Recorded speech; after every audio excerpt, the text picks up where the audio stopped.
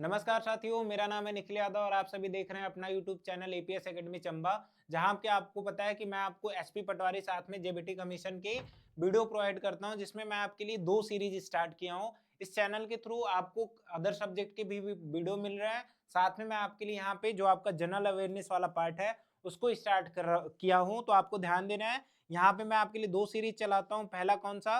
पहला होता है आपका 35 क्वेश्चन होते हैं, जिसको एचपी पटवारी वाले ज्यादा ध्यान से देखें। दूसरा होता है जेबीटी कमीशन के लिए, जिसमें आपको भी ये क्वेश्चन मैं आपको प्रोवाइड करता हूं, जिसमें आपको टोटल 40 क्वेश्चन होते हैं, जिसमें आपका हिस्ट्री, पॉलिटी, इकोनॉमी, साथ में आपका ज्योग्राफी के क्वेश्चन होते हैं, जो कि आपके लिए काफी ज्यादा इंपॉर्टेंट होते हैं। तो हम यहाँ पे इन चीजों को देखेंगे। इसके बाद हम क्या करेंगे, यहाँ पे ऐसे ही सीरीज आपको प्रोवाइड करते रहेंगे। तो याद रखिएगा, आप हमारे साथ ऐसे ही जुड़े रहिए। आप चैनल पे पहली बार आते हो तो आप चैनल को सब्सक्राइब कीजिए, ताकि जो भी चीजें हम आपको प्रोवाइड करें, आपको सारी चीजें टाइम पे अवेलेबल हो जाए, आप उसका कह सकता हूं कि यूज कर सको। और याद रखिएगा, ये जो कंटेंट है आपको सारी चीजें फ्री में मिल रही। बहुत सारे ऐसे भी टीचर्स होते हैं यूट्यूब पे जो आपको इन्हीं को बैचेस में पढ़ाते हैं, इन्हीं कॉन्सेप्ट को बताते हैं। तो ये चीजें अगर आपको लग रही कि ये फ्री की है, ज्यादा आपके लिए इसेंशियल नहीं है, तो आप गलत सोच रहे हो। आपको भी ये चीजें याद रखनी है। यहाँ से क्वेश्चन बनते हैं और जैसे जैसे आपका एग्जाम पास आते जाएगा, हम आपको चीजें और भी ज्यादा प्रोवाइड करेंगे। तो याद रखिएगा, आप हमारे साथ जुड़िए, इन चीजों को देखिएगा। कहीं आपको कोई प्रॉब्लम होती है, आप प्रॉब्लम को अपने कमेंट बॉक्स में पिन करो, या फिर सॉरी कमेंट बॉक्स में आप दो, ताकि हम उसके आंसर को दे पाए। क्या क्वेश्चन है? क्वेश्चन आपको यहाँ पे दिख रहा है कि वेदों की संख्या कितनी होती है। अब वेद क्या है, तो याद रखिएगा, वेद भारत के ऐसे ग्रंथ होते हैं जिनमें कह सकता हूँ शास्त्रों के बारे में लिखा गया है। और जो आपके वेद होते हैं वो टोटल कौन कौन से होते हैं, तो आपको ध्यान देना है। जो आपको वेद होते हैं वो कितने होते हैं, तो आप याद रखिएगा। इसमें कई क्वेश्चन बनते हैं, मैं सारे क्वेश्चंस को यहीं पे कंप्लीट करा दूंगा। इससे बाहर आपके एग्जाम में क्वेश्चन नहीं बनेगा। कौन कौन से यहाँ पे वेद होते हैं, तो आपको पता है, पहला होता है आपका ऋग्वेद। कौन सा होता है? ऋग्वेद। दूसरा होता है आपका यजुर्वेद। कौन सा होता है? यजुर्वेद। और तीसरा जो होता है आपका सामवेद। और चौथा कौन सा होता है, तो आपको ध्यान देना है, चौथा जो वेद होता है ये होता है आपका अथर्ववेद। कौन सा? अथर्ववेद। ये चीजें आपको ध्यान देनी है। जो आपका ऋग्वेद है, ये सबसे पुराना आपका वेद होता है। इसमें आपके टोटल 10 मंडल होते हैं, जिसमें मैंने आपको चीजें पहले भी बता रखी हैं। ऐसे क्वेश्चन आपके पूछे जाते हैं।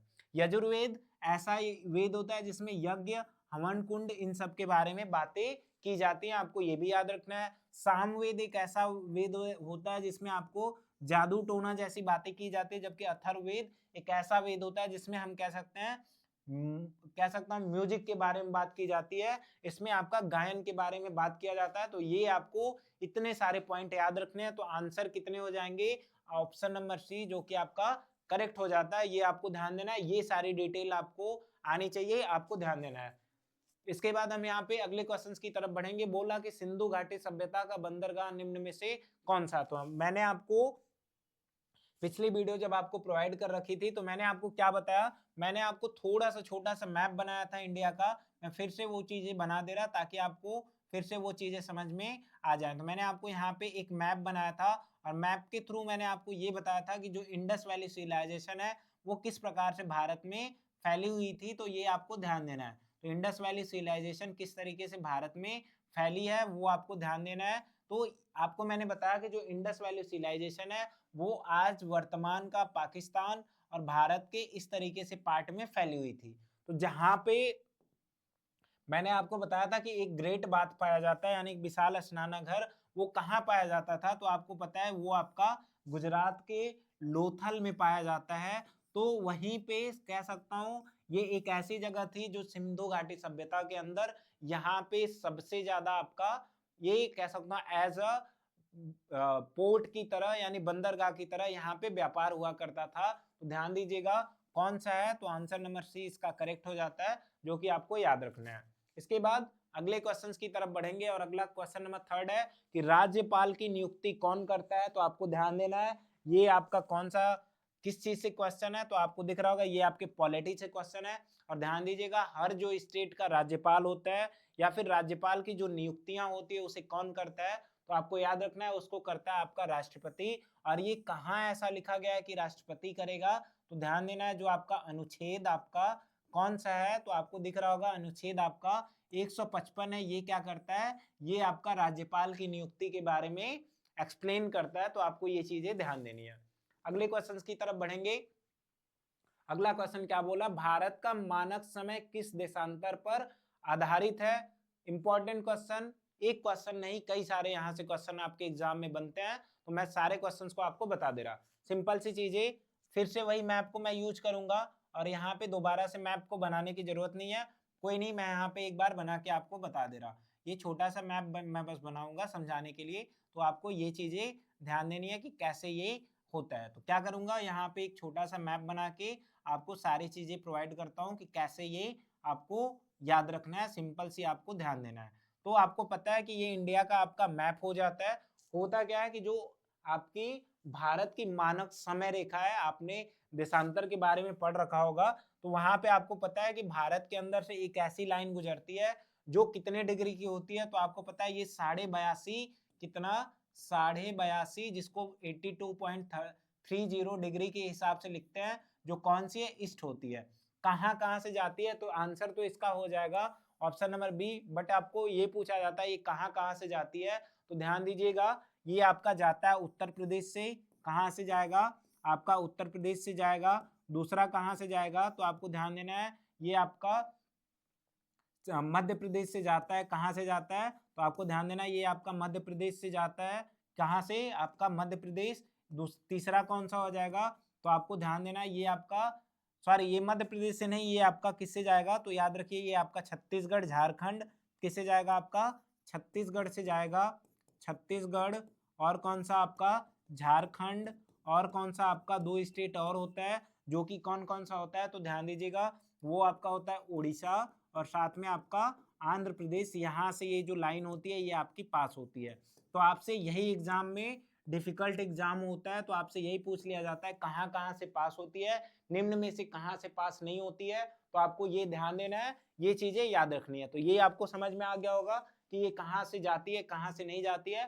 तो याद रखिए कितने स्टेट, 5 स्टेट, और इसका ये आपको याद रखना है। इसके बाद हम यहाँ पे अगले क्वेश्चंस की तरफ बढ़ेंगे। पूछ रहा है कि एटीएम का फुल फॉर्म क्या होता है, तो आपको ध्यान देना है कि जो एटीएम आपने मशीन को यूज कर रखा होगा या यूज करते हैं, तो वो उसका जो फुल फॉर्म होता है वो क्या होता है। तो आपको यहाँ पे 4 ऑप्शन दिए गए हैं, मैं आप इस ऑप्शन को देखिएगा और देखिए इसमें से आपका कौन सा आंसर सही हो जाता है। तो आपको यहाँ पे ऑप्शन नंबर ए में क्या दिख रहा है, automatic transfer machine, any time money, या फिर ऑटोमेटेड टेलर मशीन, या फिर ऑटोमेटिक टेलर मोड। तो आपको ध्यान देना है, इसमें जो आपका ऑप्शन नंबर सी है इसका करेक्ट हो जाता है, जिसका मतलब क्या है, ऑटोमेटेड टेलर मशीन। ये आपको ध्यान देना है, पूछ लिया जाता है। आगे हिंदी से क्वेश्चन है। क्या क्वेश्चन आपसे पूछ रहा, जो व्यक्ति काम को न करे ऐसे व्यक्ति को हम लोग क्या कहते हैं। तो आप लोग ध्यान दीजिए, क्या ऐसे व्यक्ति को आलसी कहते हैं, ऐसे व्यक्ति को परिश्रमी कहते हैं, ऐसे व्यक्ति को हम लोग कर्मशील कहते हैं, ऐसे व्यक्ति को अकर्मण्य कहते हैं। तो याद रखिएगा, परिश्रमी का मतलब बहुत मेहनती, कर्मशील का मतलब जो काम के प्रति तत्पर हो, आलसी और अकर्मण्य का मतलब बचा यहाँ पे। तो ध्यान दीजिएगा, जो अकर्मण्य का मतलब होता है उसका मतलब होता है जो काम को न करे। आलसी का मतलब करे बट टाइम पे ना करे, लेकिन अकर्मण्य का मतलब जो काम को करे ही नहीं। तो ये आपको ध्यान देना है, यही इसमें डिफरेंस होता है। इसके बाद अगला क्वेश्चन पे, अगले क्वेश्चन की तरफ बढ़ेंगे। रामायण शब्द में कौन सा समास है, काफी ज्यादा इंपॉर्टेंट क्वेश्चन है। पूछ रहा कि रामायण कौन सा समास है, तो मैं आपको थोड़ा सा बता रहा इसके बारे में कि रामायण, रामायण को अगर मैं तोड़ूंगा तो याद रखिए ये आपका बनेगा राम प्लस आयन बनेगा, राम प्लस आयन बनेगा। और इस आयन का मतलब क्या होता है, तो याद रखिएगा आयन का मतलब होता है कथा, यानी किसकी कथा, तो राम की कथा। और राम की कथा यानी कि की क्या कर आ रहा, उसमें की वर्ड आपको आ रहा, तो ये क्या होता है, ये आपका कारक होता है। और कारक किस समास में आते हैं, तो आपको पता है ये आपका तत्पुरुष समास में आते हैं। तो ऑप्शन नंबर सी इसका करेक्ट हो जाता है, ये आपको ध्यान देना है। अगले क्वेश्चन की तरफ बढ़ेंगे और अगला क्वेश्चन आपसे क्या पूछ रहा, जिसका कोई शत्रु ना हो। काफी ज्यादा इंपॉर्टेंट क्वेश्चन, कई सारे एग्जाम में आपसे पूछा गया है। क्या बोल रहा है, ऐसे व्यक्ति को अजेय कहते हैं। अजेय का मतलब पता है क्या होता है, कि अजेय का मतलब होता है जो कभी हारे नहीं, ऐसे व्यक्ति को अजेय कहते हैं। निर्द्वंद का मतलब जो द्वंद्वी नहीं करे, निर्वैर, याद रखिए जो इसका आंसर है वो होता है अजात शत्रु, काफी ज्यादा इंपॉर्टेंट है, आपको ध्यान देना है। इसके बाद हम यहाँ पे अगले क्वेश्चन की तरफ बढ़ेंगे। अति उत्तम में कौन सी संधि है, यानी इनके मिलने से क्या बनेगा, संधि कौन सी है वो भी बताता हूँ, इसको जोड़ने पे क्या बनेगा वो भी मैं आपको एक्सप्लेन करा। तो अति और प्लस आपका उत्तम क्या हो जाता है, अति प्लस उत्तम, इसमें से क्या निकलेगा, छोटी ई निकलेगा, इसमें से आपका निकलेगा ओ, और ये क्या हो जाता है, तो याद रखिएगा ये आपका हो जाता है य। यहाँ से क्या बचा था, इस पीछे से स्वर निकला तो ये बचा आधा, और ये य हो गया, और ये पीछे क्या बच गया, तो आपको दिख रहा होगा ये तम, क्या बच गया आपका, अति उत्तम हो गया, यहाँ से आधा तो ये य, फिर ये हो जाएगा क्या, अति उत्तम, यहाँ पे यू क्योंकि ऊ लगा है यू हो जाएगा, और फिर ये आपका तम, अति उत्तम आपका यहाँ पे बन जाता है, जो कि ऑप्शन नंबर सी में है। और ये कौन सी संधि है, तो ध्यान देनी है, ये आपकी यड़ संधि है, और यड़ संधि के और भी एग्जाम्पल जैसे स्वागत, प्रयत्न, ये चीजें मैंने आपको करा रखी हैं, आप इसको ध्यान दीजिएगा। तो 9 क्वेश्चन आपके सॉल्व हो जाते हैं।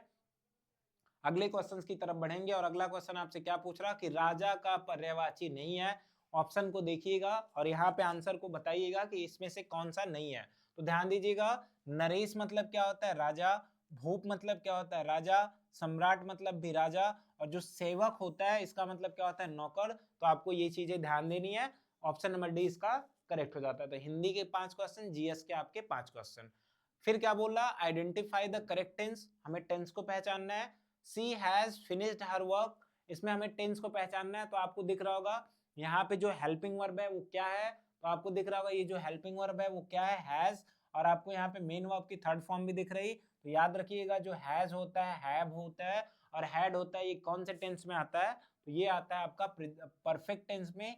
हैज हैव आएगा, यानी कि जब आपको हैज दिखे, हैव दिखे, तो ये कौन सा टेंस, तो ये हो जाएगा आपका प्रेजेंट परफेक्ट टेंस। कौन सा, प्रेजेंट परफेक्ट टेंस।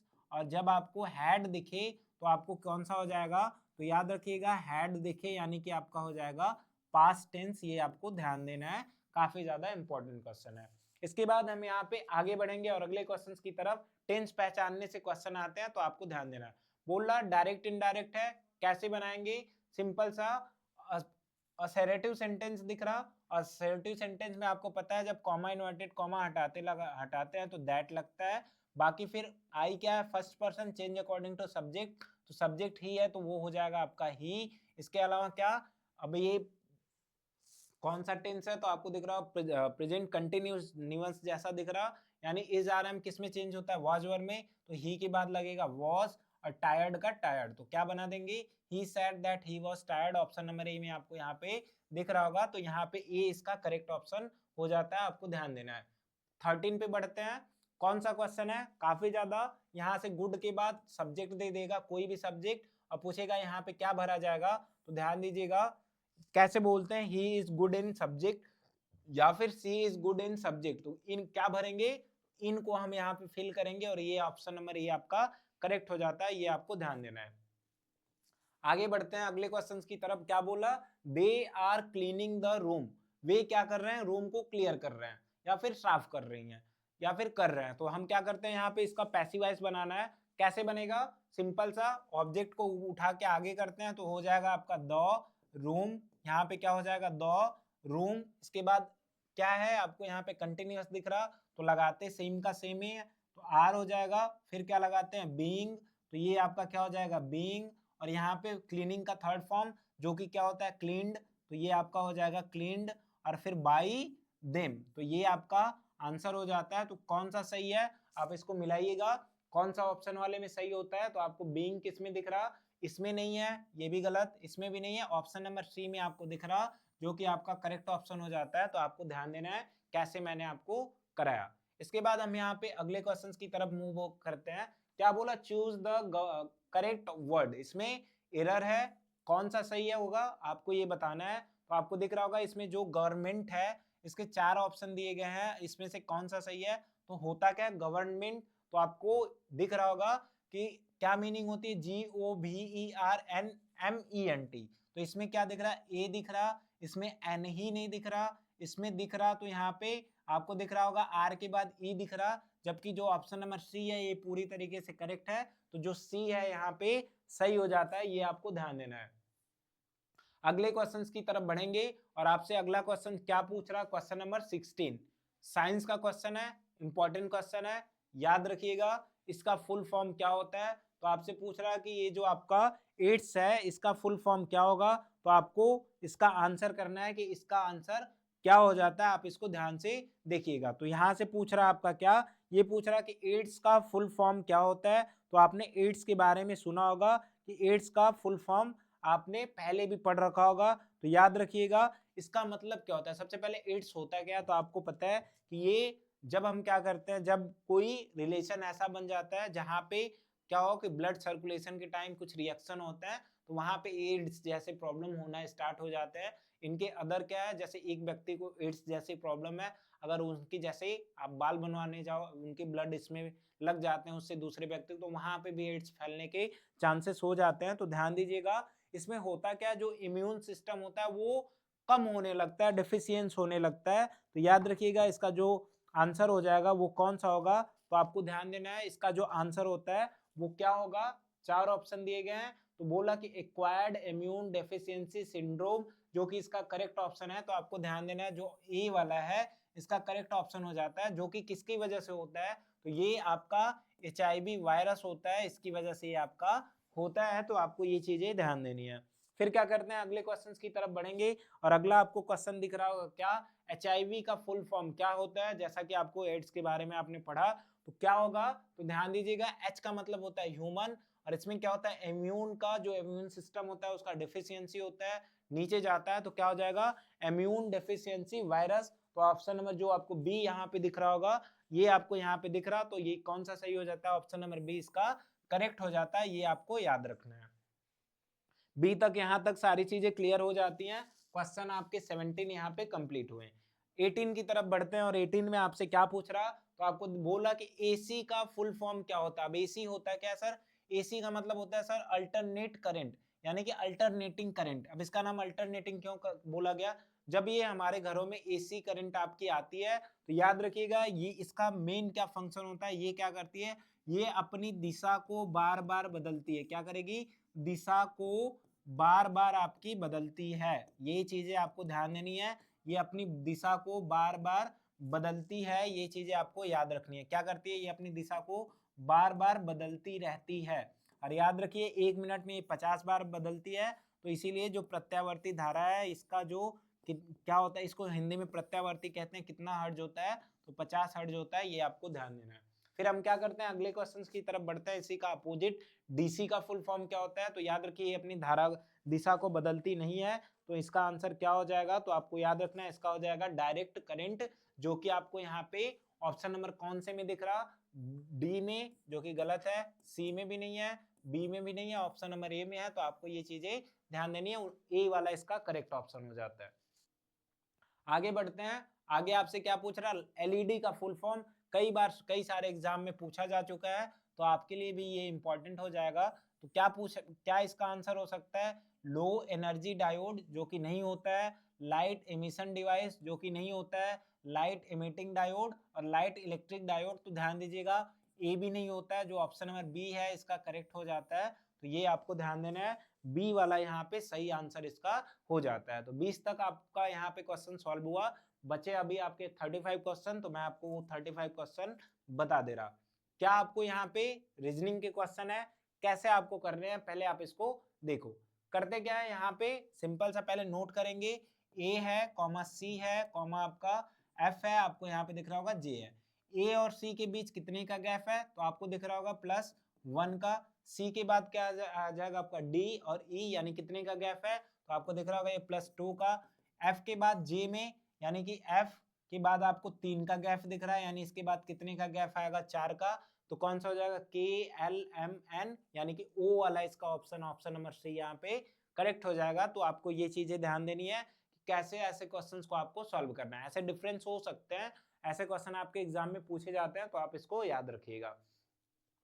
अगले क्वेश्चंस की तरफ बढ़ेंगे और अगला जो आपसे क्वेश्चन है काफी ज्यादा इंपॉर्टेंट, ऐसे क्वेश्चन भी एग्जाम में लॉजिकल रीजनिंग से रिलेटेड पूछे जाते हैं। तो क्या पूछ रहा कि बुक जो है हमें नॉलेज देती है, तो फूड हमें क्या प्रोवाइड करता है। ऑप्शन में है हंगर, एनर्जी, टेस्ट या फिर स्टमक। तो कौन सा हो जाएगा, तो ध्यान दीजिएगा टेस्ट तो देता ही है, हंगर का इसका पता नहीं। आपको यहाँ पे दो ऑप्शन दिख रहे हैं जिसमें से आपको पता है बुक हमें नॉलेज देती है, सेम उसी तरीके से जो फूड है वो हमें क्या देता है, वो हमें एनर्जी देता है। तो याद रखिए ऑप्शन नंबर बी इसका करेक्ट हो जाता है। तो यहाँ पे इस क्वेश्चन का आंसर आपको पता चल जाएगा। इसके बाद हम यहाँ पे अगले क्वेश्चन की तरफ बढ़ेंगे और अगला क्वेश्चन आपसे क्या पूछ रहा, तो दिख रहा होगा कि जो आई है यानी कि आंख है वो क्या कर रही, वो हमें देखने में मदद करती है। आंखें क्या करती है, देखने में मदद करेगी। तो कान क्या करेगा, तो लिसनिंग का और नॉइज का, हियर का, साउंड का। अभी एक चीज ध्यान दीजिएगा, ये जो आपको तीन ऑप्शन दिख रहा है ना, ये भी कान के द्वारा किए जाते हैं, लेकिन इसमें जब जो हियर वाला काम है यानी जब हम सुनेंगे ये चीजें तभी तो होगा। तो जो इसका आंसर हो जाएगा, तो ध्यान दीजिए वो हो जाएगा ऑप्शन नंबर बी, जो कि आपका करेक्ट ऑप्शन है। तो आप इसको याद रखिएगा, ये आपके लिए इंपॉर्टेंट हो जाता है। इसके बाद अगला जो आपको यहाँ पे क्वेश्चन दिख रहा, वो आपको मैंने आपको बता रखा है, ऐसे क्वेश्चंस कराया है कि जो आपका चार आपको ऑप्शन दिए जाएंगे, इसमें से कौन सा डिफरेंस है, यानी कि जो इसमें से अलग होता है उसको आपको छांटना होता है। तो आपको यहाँ पे दिख रहा होगा कि चार ऑप्शन दिए गए हैं, एप्पल, मैंगो, बनाना और पोटैटो। इसमें से कौन सा डिफरेंट है ये आपसे पूछ रहा। तो आपको ध्यान से दिख रहा होगा कि जो ऑप्शन नंबर ए, बी, सी ये है, ये आपको जो दिख रहे हैं ये क्या है, तो आपको दिख रहे होंगे ये जो ए बी सी में है ये क्या है, ये सब आपका कह सकता हूँ ये आपका फ्रूट है। और बाकी ये जो बचा हुआ है ये क्या है, आपका वेजिटेबल है। तो ये इसका जो है कि आंसर हो जाता है कि ये इन सब से अलग है। तो ऑप्शन नंबर डी इसका करेक्ट हो जाता है, ये आप लोग याद रखिएगा। इसके बाद हम यहाँ पे आगे की तरफ बढ़ेंगे और जो आपसे अगला क्वेश्चन पूछ रहा वो क्या पूछ रहा, बोल रहा कि सर्कल, ट्रायंगल, स्क्वायर और क्यूब। सेम क्वेश्चन है, वैसे ही है। इसके पीछे का लॉजिक बताता हूँ क्या, कि आपको याद रखना है जो फिगर होते हैं वो 2D होते हैं। कौन से 2D, और एक फिगर होता है आपका 3D।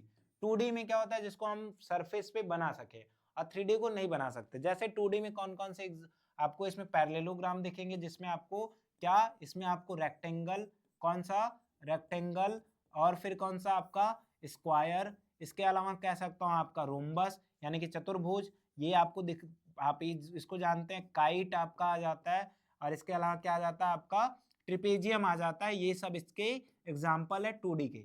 3D के क्या होता है, जैसे कोन हो जाएगा, कोन हो जाता है, सिलेंडर हो जाता है, सिलेंडर आपका हो जाता है। इसके अलावा कह सकता हूँ कि आपका क्यूबाइड हो जाता है, क्यूब हो जाता है। ये सब आपके 3D फिगर के एग्जाम्पल है। तो सिंपल सा डिफरेंस क्या है, ऊपर जो स्टार्टिंग के तीन ऑप्शन है ये आपके 2D फिगर है, और ये वाला कौन सा है आपका 3D है। तो ऑप्शन नंबर जो डी है इसका करेक्ट हो जाता है, ये आपको ध्यान देना है। इसके बाद हम क्या करते हैं, अगले क्वेश्चंस की तरफ बढ़ेंगे और अगला क्वेश्चन आपसे क्या पूछ रहा, अगला क्वेश्चन आपसे यहाँ पे पूछ रहा कि कह सकता हूँ कि 26 वाले पे हम बढ़ते हैं। 26 में आपसे पूछ रहा है कि गणतंत्र दिवस पर ध्वज कौन फहराता है। क्वेश्चन अभी क्यों पूछा जा सकता है, क्योंकि हमारे एग्जाम अभी यहाँ पे कुछ टाइम पहले रिपब्लिक डे मनाया गया, तो हमसे ही ऐसे क्वेश्चन पूछे जाते हैं। तो कौन फहराता है, तो आपको पता होगा जो हमारे देश की राष्ट्रपति होती हैं, जो कि है फिलहाल में द्रौपदी मुर्मू, इन्होंने भारत के 77 गणतंत्र दिवस पे झंडा को फहराया। तो आपको ध्यान देना है कौन सा था। अब आपसे पूछ रहा है कि राष्ट्रीय आदर्श वाक्य कौन सा है, तो आपको ध्यान देना है जो आपका कौन सा सत्यमेव जयते है, सत्यमेव जयते, ये आपका कह सकता हूं कि ये भारत का आदर्श वाक्य है। आपको ध्यान देना है। उपनिषद के बारे में आपने सुना होगा, तो इसमें आपको एक उपनिषद होता है जिसको हम बोलते हैं मुंडकोपनिषद, इसी से आपका ये लिया गया है। तो क्या होगा, मुंडकोपनिषद, यानी कि ऑप्शन नंबर ए इसका करेक्ट हो जाता है, ये आपको याद रखना है। इसके बाद हम क्या करते हैं, अगले क्वेश्चन की तरफ बढ़ेंगे और अगला क्वेश्चन क्या बोल रहा है कि 26 जनवरी 2019 को 26 को कौन सा दिवस मनाया गया, मतलब कौन सा नंबर वाला, तो ऑप्शन नंबर सी इसका करेक्ट हो जाता है, यानी कि 77 वाला।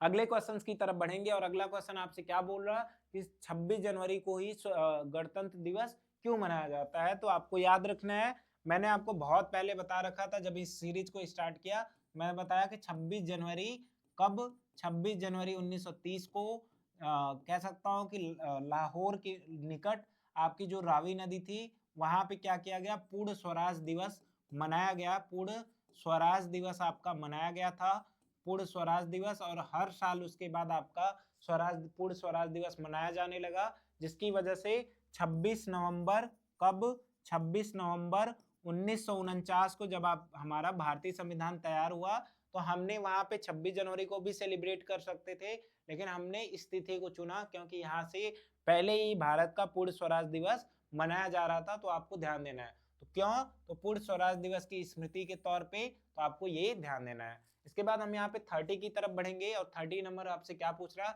26 जनवरी की जो परेड होती है वो कहाँ होती है, तो याद रखिएगा ये आपका कर्तव्य पथ पे होती है और ये कहाँ है, ये आपका नई दिल्ली में है। ये आपको ध्यान देना है, इंपॉर्टेंट है, ये चीजें आप लोग याद रखिएगा।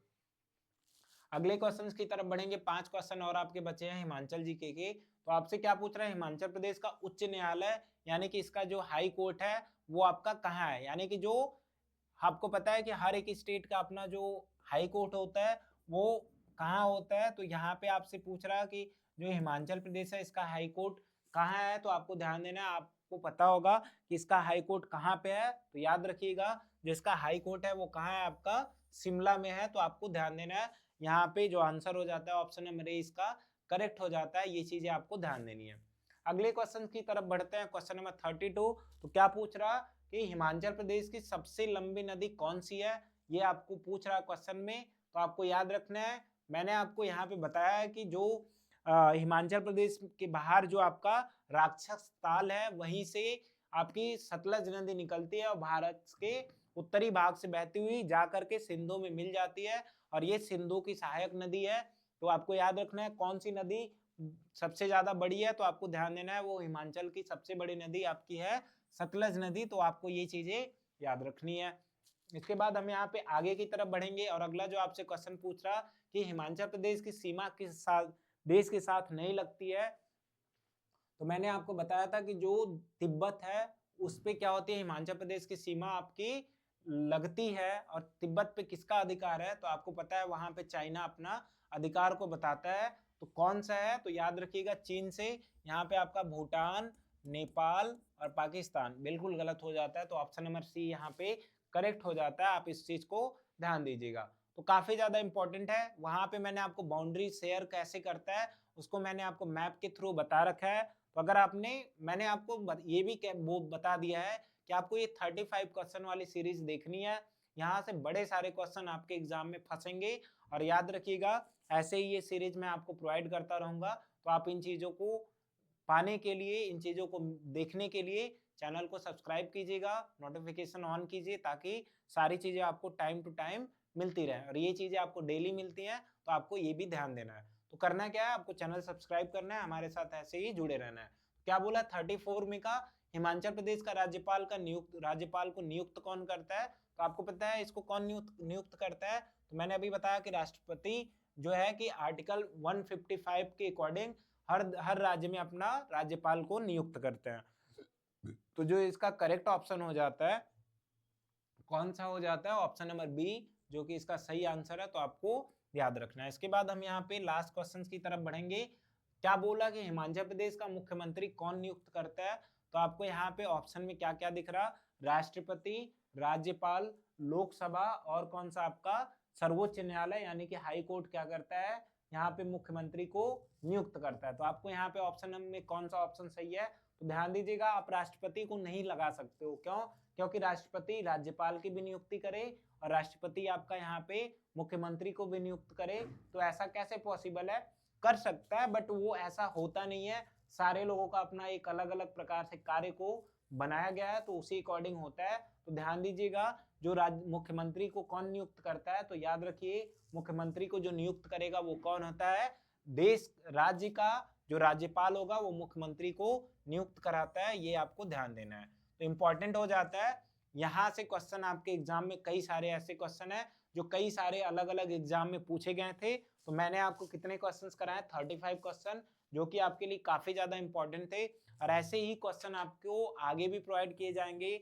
धीरे धीरे चीजों को और ज्यादा एक्सपेंड की जाएंगी, बढ़ाई जाएंगी और फिर मैं सारी चीजों को डिटेल में आपको तो बता ही रहा। और बाकी अगर आपको लगता है कि इससे भी ज्यादा आपको डिटेल में पढ़ना है तो आप कमेंट कीजिए, मैं जो टॉपिक उठाऊंगा इसको और भी ज्यादा एक्सप्लेन करूंगा ताकि आपको किसी भी प्रकार की कोई प्रॉब्लम ना आए, या फिर आपको कोई ऐसा टॉपिक हो जिस पे आपको डिटेल से अलग से वीडियो चाहिए, आप उसको भी बताइएगा, कमेंट कीजिए, मैं उसका भी आपको रिप्लाई दूंगा कि मैं उन चीज़ों पे कब आपको वीडियो प्रोवाइड कर रहा। यानी कि आपको एसपी पटवारी जेबीटी कमीशन से रिलेटेड कोई भी दिक्कत आती है, आप हमको यहाँ पे बताइएगा, इन्फॉर्म कीजिएगा अपने कमेंट के अकॉर्डिंग, ताकि हम लोग आपकी प्रॉब्लम को देखें कि आपको क्या प्रॉब्लम है, कहाँ पे आपको प्रॉब्लम आ रही है आपकी तैयारी में, तो हम उस तैयारी को आपको बेहतर बनाने की 100% कोशिश करेंगे।